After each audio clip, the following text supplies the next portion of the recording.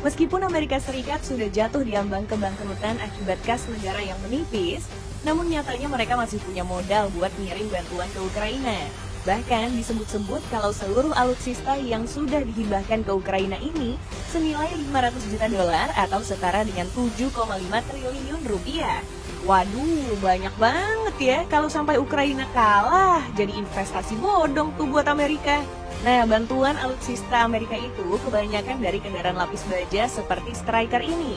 Meskipun Stryker cuma sebuah kendaraan lapis baja, tapi bentukannya sudah menyerupai tank tempur. Apalagi nih, persenjataan utamanya bisa diubah sesuai dengan misi yang akan dilakukan. Mulai dari senapan mesin 12,7 mm, peluncur granat 40 mm, atau yang lebih kecil ada senjata mesin 7,62 mm. Beda lagi kalau misinya mengharuskan kendaraan lapis baja ini untuk bertempur, karena Stryker sejatinya mampu disisipkan meriam berkaliber 30 mm atau bahkan meriam dengan ukuran kaliber 105 mm sekalipun. Jadi ini kendaraan lapis baja atau tank nih? Ya tetap kendaraan lapis baja dong jenisnya, cuman emang didesain sekuat tank. Tapi itu baru senjata utama loh ya. Belum senjata penunjang yang dibenamkan seperti senapan mesin berukuran 12,7 mm dan juga 7,62 mm. Apalagi kendaraan militer ini juga mampu membawa para personel militer sebanyak 9 awak dalam sekali jalan. Udah bobotnya nyampe 20 ton lebih, ditambah 9 awak yang naik. Apa nggak keteteran tuh mesin diesel kendaraan lapis bajanya? Eits, jangan salah, meskipun bebannya seberat itu, tapi kemampuan mesin Caterpillar C7 ini mampu menghasilkan tenaga sebesar 350 horsepower. Nah, dengan spesifikasi mesin itu, Stryker mencatatkan kecepatan maksimum 97 km per jam. Apalagi kendaraan lapis baja besutan Amerika ini ditunjang dengan jangkauan jelajahnya yang mencapai 500 km. Tapi gitu deh, ada harga, ada kualitas. Jadi Amerika harus ngorbanin duit sebesar 4,9 juta US dollar atau setara dengan 74,3 miliar rupiah per unitnya. Meskipun Amerika udah ngeluarin duit banyak di peperangan Ukraina melawan Rusia, namun nyatanya negara ini nggak berhenti sampai di situ. Pasalnya, digadang-gadang Amerika bakal ngirimin M1 Abrams yang jadi kebanggaan mereka dengan jumlah sebanyak 31 unit. Gila, yuk kita hitung-hitungan yuk. Jadi kalau harga satu unit M1 Abrams mencapai 8,92 juta US dollar atau setara dengan 135 miliar rupiah, itu berarti Amerika sudah nyumbangin duit ke Ukraina sebesar 276 juta US dollar atau setara dengan 4,1 triliun rupiah untuk menyukseskan 31 unit tank ini. Tapi harus diakui, M1 Abrams emang terkenal mematikan jika berada di medan perang. Soalnya tank yang dilapisi material baja komposit ini sudah dibekali meriam utama smoothbore dengan kaliber 120 mm yang mampu memporak-porandakan target dalam radius 3 km. Bahkan disebutkan kalau tank besutan Amerika ini cukup mapan kalau ngomongin senjata sekundernya. Buktinya, General Dynamics Land System selaku produsen tank ini membenamkan sebuah senjata mesin berkaliber 12,7 mm yang mampu memuntahkan misil sebanyak 900 butir. Ditambah dengan 2 buah senapan mesin yang memiliki ukuran kaliber 7,62 mm, target udah pasti bakal kewalahan untuk melawan. Namun karena kemungkinan M1 Abrams membawa senjata yang cukup banyak, jadinya tank ini cuma mampu melaju di kecepatan maksimum 67 km per jam untuk jalan beraspal dan 40 km per jam di jalur off-road. Sedangkan jangkauan operasinya, M1 Abrams cuma mampu menjangkau jarak sejauh 450 km saja. Ya, meskipun udah banyak banget sumbangan kendaraan lapis baja maupun tank dari Amerika, tapi nyatanya Ukraina masih belum puas. Pasalnya Ukraina berharap banget untuk dikasih jet tempur F-16 Fighting Falcon milik Amerika. Nah lucunya, entah kenapa sampai saat ini Amerika juga enggan untuk ngasih jet tempur satu ini. Apa karena takut kali ya jet andalannya dihancurin sama sang rival? Pertanyaan itu keluar karena kendaraan lapis baja Max Pro milik Amerika cuman dianggap kroco bagi Rusia. Gimana enggak, kendaraan militer yang katanya berlapis baja habis dirundung misil sebanyak itu. Hancur-hancur deh tuh kendaraan lapis bajanya. Nah, mungkin kejadian kayak gini nih yang gak pengen Amerika dapatkan karena bisa mencoreng kehebatan persenjataan negeri Paman Sam.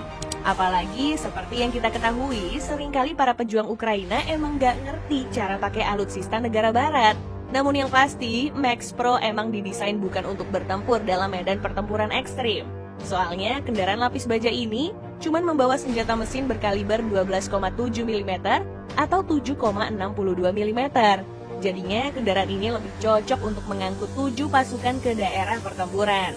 Apalagi dengan mesinnya yang mampu menyemburkan tenaga sebesar 375 horsepower, Max Pro dapat melaju di kecepatan maksimum 105 km per jam.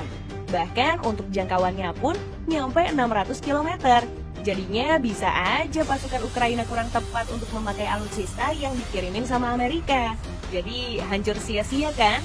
Nasib serupa juga dialami sistem pertahanan udara yang dihibahkan oleh Amerika bernama MIM-104 Patriot. Pasalnya, sistem rudal darat ke udara ini juga habis dihancurin oleh pasukan pembela Rusia. Padahal harusnya dijaga baik-baik sih senjata ini. Soalnya sistem rudal ini harganya nggak main-main. Buktinya harga baterainya aja berkisar 2,5 miliar US dollar atau setara dengan 37,9 triliun rupiah. Belum lagi dengan rudalnya yang harganya mencapai 6 juta US dollar atau setara dengan 91 miliar rupiah. Itu belum termasuk dengan komponen radar, stasiun kendali, antena, dan juga stasiun peluncuran yang harganya udah pasti selangit ini ringsek di tangan Ukraina. Kayaknya segimanapun hebatnya persenjataan, kalau yang pegang nggak ngerti strategi makainya jadi nggak berguna ya.